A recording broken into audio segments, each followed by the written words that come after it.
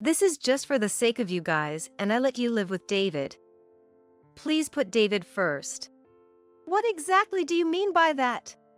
It means from now on, all the kindergarten drop-offs and preparations should be done by Mike and you. Grandchildren are treasures, right? Emily, the wife of our only son Robert, said with a sarcastic smile. Is this her true nature? I feel more sad than angry. We were proposed to live together by Robert and started living with Robert's family 3 months ago. Living with our grandson David was a joy, but taking our silence for granted, Emily started neglecting her chores and almost stopped taking care of her own child. When we finally addressed it, those were her words. Unable to say anything, my husband Mike, who had overheard our conversation from the next room, came over. If that's how it is, we'll just do as you say. Since we're living together, after all. Mike signaled to me with his eyes. Yes, we will take care of David then. At our response, Emily, looking satisfied, went back to her room. If Emily intends to be that way, we need to respond accordingly. I nodded at Mike's words. My name is Amanda. Robert had left home to get married 6 years ago. So now, it was just Mike and I living together. Mike is 55 years old. He was a middle school teacher but fell ill due to the stress 2 years ago. The kids are already grown up, and we have some savings. We'll manage on my part-time job for a while, so don't worry. I convinced Mike, who had worked hard for the family, to take an early retirement, almost forcing him to. Half a year after quitting his job, Mike's health improved significantly. Maybe I should get a part-time job at a tutoring center. Having been a teacher for over 30 years, Mike continued to engage with children he loves by working part-time at a tutoring center, without overdoing it. Mike is now very lively. This experience made us deeply realize how happy it is to be both physically and mentally healthy. Our current life is ordinary, but we are very satisfied, being able to afford some leisure in our hearts. David, you'll be in first grade next year. Have you bought a new bag yet? Our life took a dramatic turn the day after Mike and I had such a conversation, triggered by a phone call from Robert. Robert lived about a 30-minute drive from us with his wife Emily and their 5-year-old son David.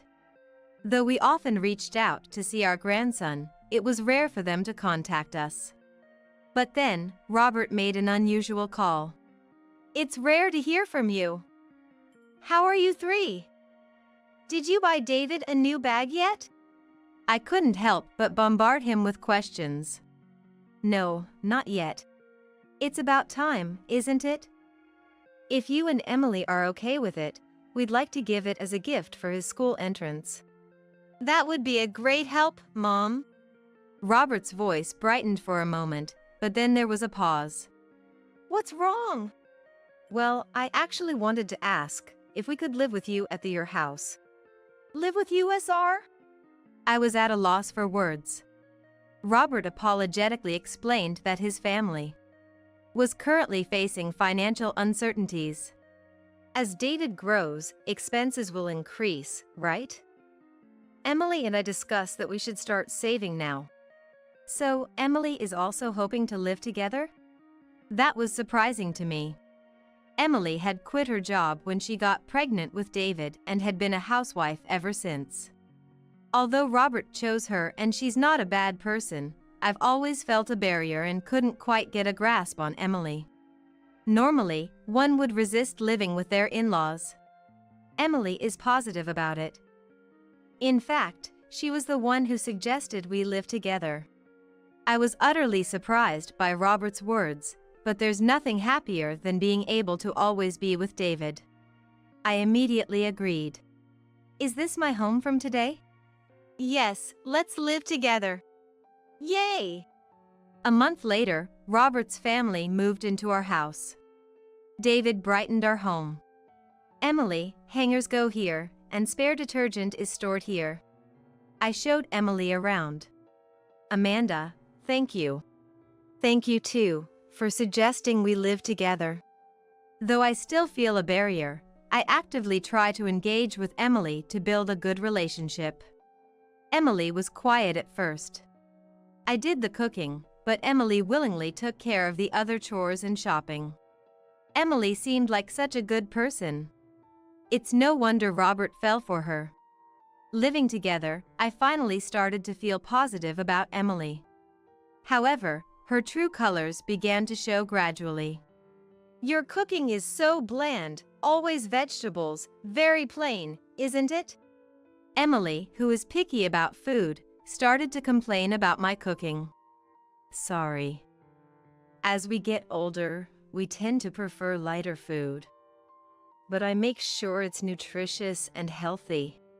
Ever since Mike fell ill, I've studied nutrition and been extra careful with our meals. It might be a bit bland for younger people, but I'm proud it's healthy.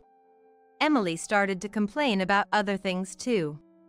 Amanda, I don't want my clothes folded because they get wrinkled. Could you leave them on hangers instead? Then you should do it yourself. As Emily became increasingly presumptuous, even Robert started to admonish her. But far from being repentant, Emily became more defiant.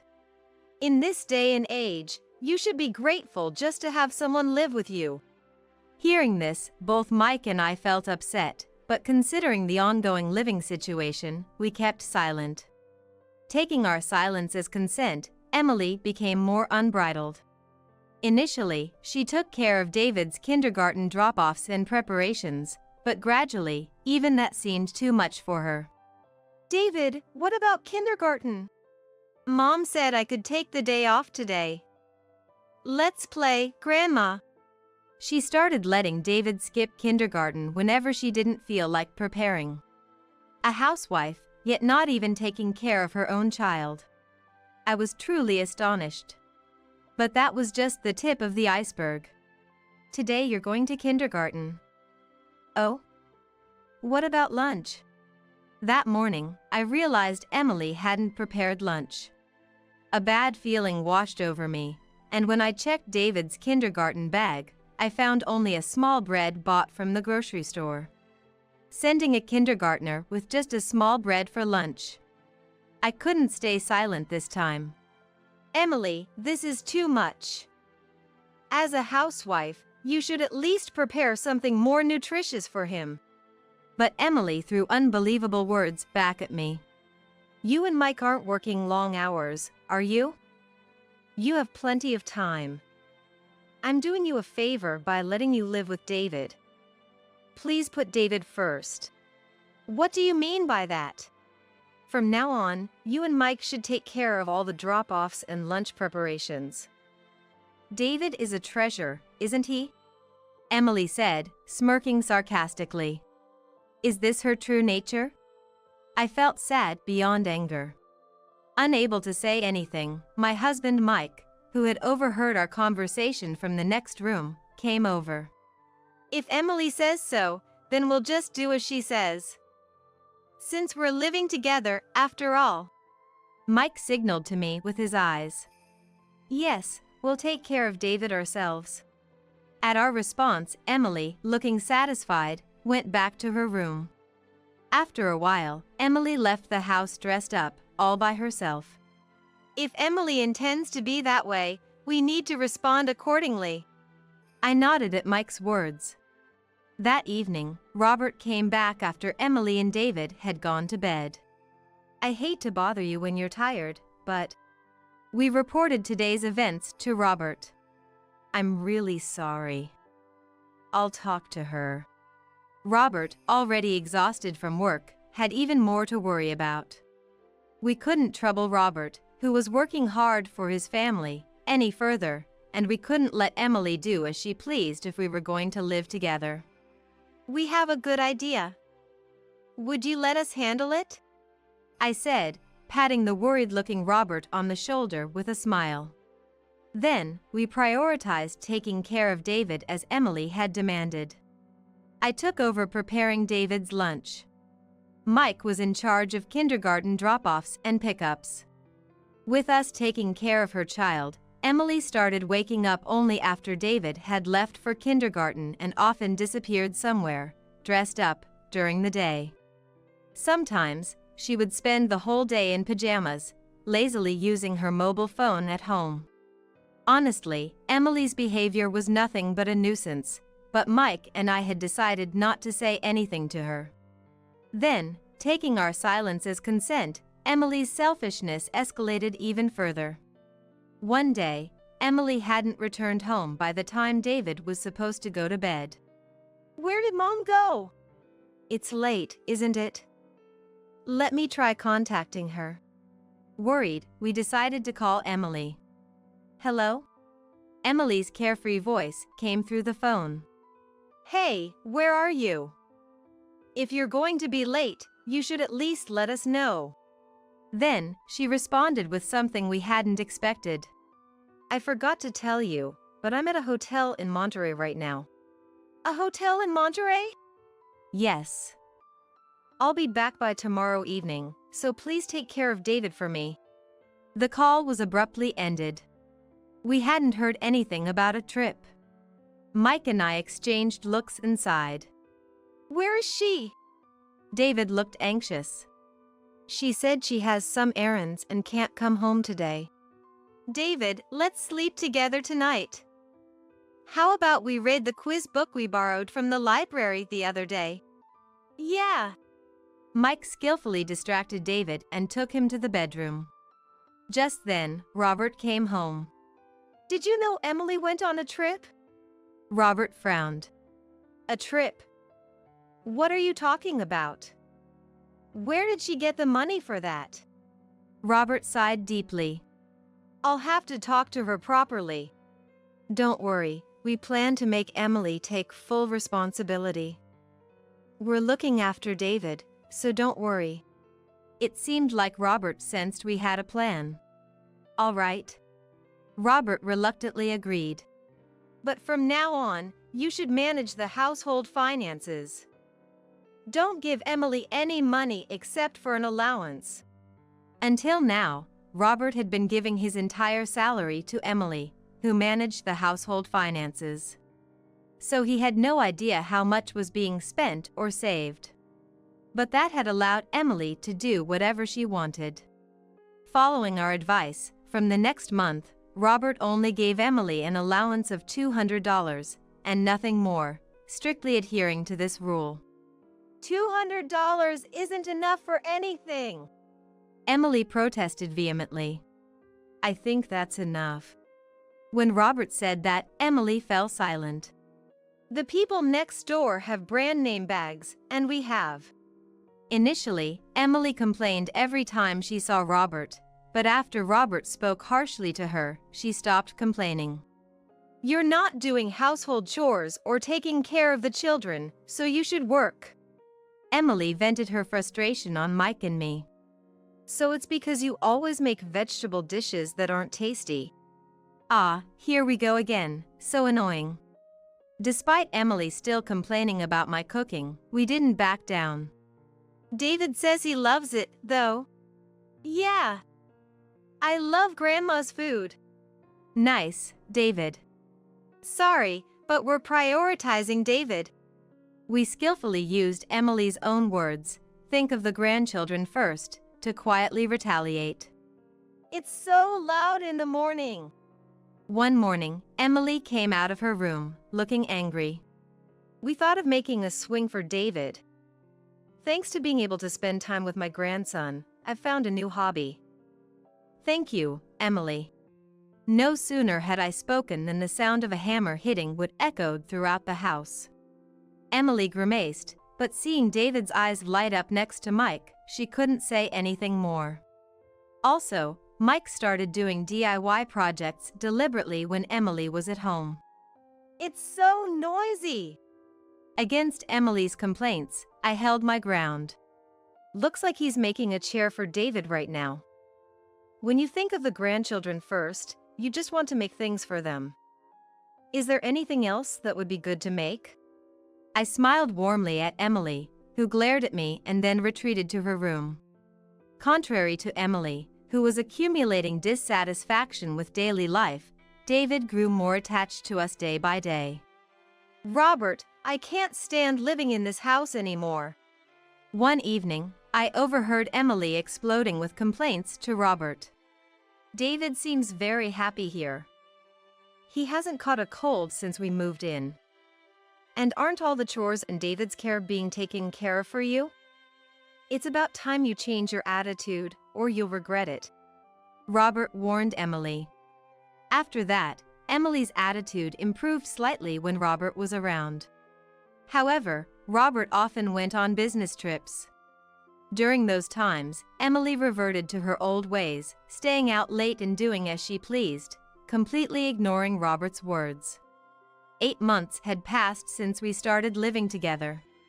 David had finally started elementary school. With the start of elementary school came school lunches. And he began walking to school by himself in the mornings. With no need for lunch preparations or school drop-offs, Mike and I suddenly found ourselves with a lot of free time. David, what did you do today? Mike, a former teacher, eagerly helped David with his homework and started taking him to the library. Grandma, my friend wanted to come over, so I brought them home. After school, David sometimes brought friends home. Well, come on in. Wash your hands first. Maybe we can all bake some cookies together. When this happened, just like when Robert used to bring friends over, we would make sweets together or entertain them with homemade treats if we knew ahead of time. David's grandpa and grandma are so nice. Right? Grandpa and grandma are always on my side. David proudly said this when his friends expressed their envy. Those words filled both Mike and me with joy. During dinner one evening, Emily, who usually ate quickly and returned to her room, spoke to David. David, do you want me to help with your homework? No, Grandpa helps me with my studies. David's immediate response left Emily looking flabbergasted. And we struggled to hold back our laughter. That day at lunch, David had brought a friend home and had this conversation. What's your favorite food, David? Hamburgers. Does your mom make good hamburgers? No, Grandma makes them. Actually, Grandma makes all our meals. Really? Emily must have overheard this conversation from her room and realized she was being sidelined. How about we go out together on your next day off? No, I have plans to play with my friends. We're going to make pasta with Grandma, right? David looked at me and smiled, so I nodded and smiled back. Seeing us like this, Emily's expression turned visibly displeased. Aren't you overstepping your bounds, taking my place as his mother? Emily glared at me. I was dumbfounded by her late complaint, but kept smiling for David's sake. Didn't you say to put David first? For us, David is a treasure. That's not what I meant. Emily slammed the table and stood up quickly, retreating to her room with a loud bang. Seeing this, David looked worried. It's okay. If you want to play with Mom, you can. And if you want to be with Grandpa and Grandma, we're more than happy. We're on your side, David. I gently patted his head, and he looked relieved. From then on, while David was at school, Emily persistently demanded that we give back David. We're not taking anything. We're just being grandparents. She doesn't cling to me at all because of you. That's your issue, isn't it? You must be saying bad things about me. Emily avoided mentioning her own behavior, blaming us for David not being close to her. Robert must feel something is wrong with this situation too. For some reason, Emily believed Robert would support her.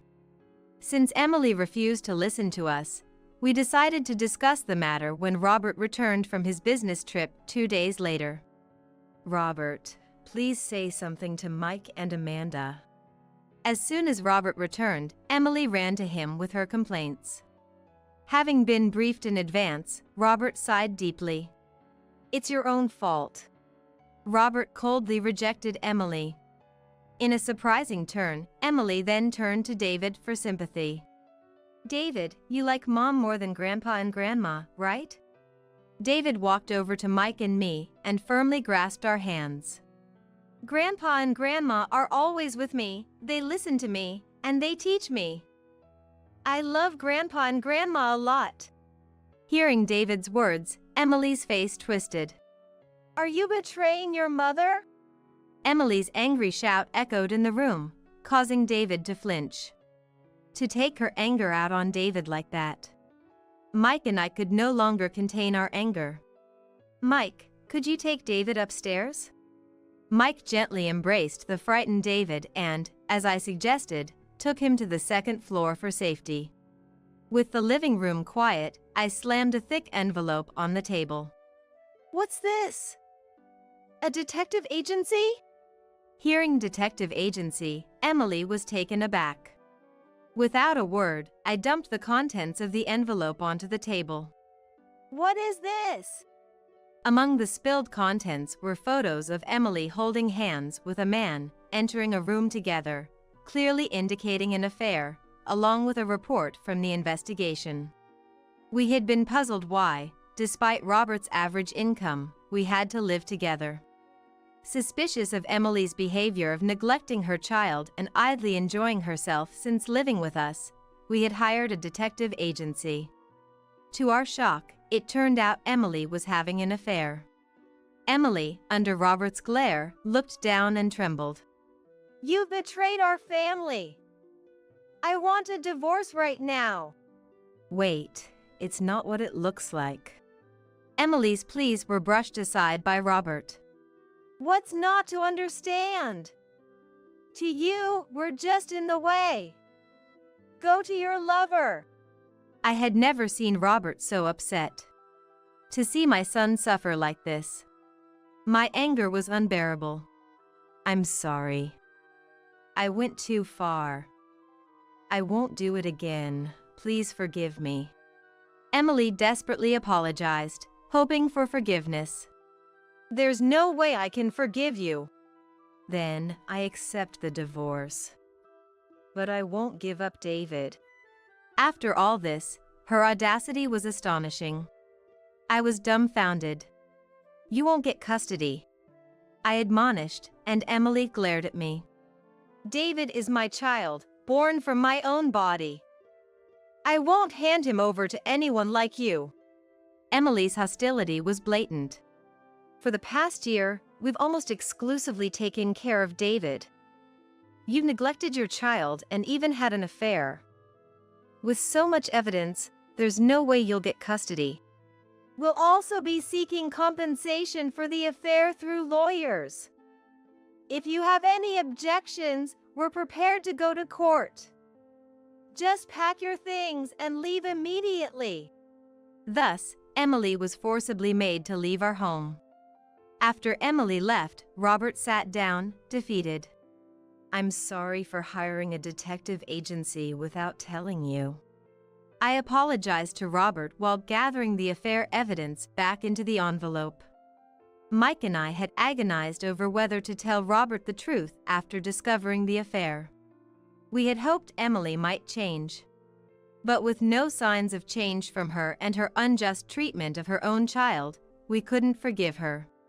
"I'm sorry for the trouble, Mom and Dad. Can we still stay here?" Robert apologized with a sense of guilt. "Of course. We'll raise David happily together." That's when Mike and David came down from upstairs. "Dad, what happened?" David immediately noticed Robert's red eyes. "David, Mom will be living somewhere else now." David clung tightly to Mike. Poor thing. Hearing the word Mom must have reminded him of being yelled at. "David, we'll always live here together with me, Amanda, and Robert." Mike reassured David with a firm hug, and David's expression softened slightly. Then, Robert and Emily proceeded with their divorce through their respective lawyers, handling everything calmly. The fact of Emily's affair naturally became known to Emily's parents, Jennifer and Joseph. We're truly sorry for what Emily has done. Emily's parents flew in to apologize to us in person. Since the day we sent Emily away, we've had no idea where she is or how she's doing. Is Emily showing any signs of remorse for what happened? When I asked Jennifer, she gave a shocking reply. We don't know where Emily is either. We've disowned her. Disowned? I could sense the serious resolve in Jennifer and Joseph. Then, David ran over. Gramps and Granny! Did you come to visit? David, you've grown so much. Look, we brought your favorite sweets. They rejoiced at reuniting with David, who was clearly delighted to see his seldom-seen Gramps and Granny. It's quite a trip to our house, but please continue to visit David in the future. At my words, they looked surprised. Is that all right? Of course. Let's all continue to watch over David together. Thank you so much. For Jennifer and Joseph, David was their only grandchild. Despite the distance, their feelings were just like ours. They always cared deeply for David. After Robert and Emily divorced, we kept in regular contact with Jennifer and Joseph, updating them on David's life. Gramps, I went dragonfly catching with Grandpa the other day. That sounds fun. Let's go bug hunting together next time. With Emily gone, peace and tranquility returned to our lives. I recently learned that, sometime after the divorce, Emily had reached out to Robert several times. Emily asked if we could get back together. Apparently, Emily was quickly abandoned by her affair partner and found herself alone. Having never really worked and lived carelessly, she couldn't find the motivation to work and quickly ran through her savings. That's when she approached Robert about getting back together. When Robert refused, she then asked for financial support. People don't change that easily. I felt nothing towards Emily anymore. Does she still contact you occasionally? I was concerned. No. Every time she contacted me, I'd send back those affair photos without a word. She gave up after that. Hearing that, I felt relieved. Thanks for everything, Mom. Good night. Perhaps out of embarrassment, Robert quickly retreated to his room after those words. His brief thanks carried a lot of meaning. Thank you, too, for the lively days. I murmured softly. A year later, with David now in second grade and having started playing soccer 6 months ago, he was thoroughly engrossed in it. After school, he would sweat it out at soccer club practice and then come home to watch international soccer matches with Mike, who enjoyed soccer as a hobby. On days off, Robert and David would play soccer video games together. Grandpa, want to try the game? No, I can't handle such complicated stuff. It's not hard. Come on, let's play together, Mike said, sitting between David and Robert. Watching the three of them seated on the sofa from behind, I couldn't help but smile. The atmosphere was filled with peace and happiness. I hoped we could continue to cherish these simple, everyday moments across 3 generations. Come on, lunch is ready. It'll get cold if you don't hurry. At my call, the 3 hungry boys turned around. Haha, you all have the same look on your faces. We all looked at each other and laughed.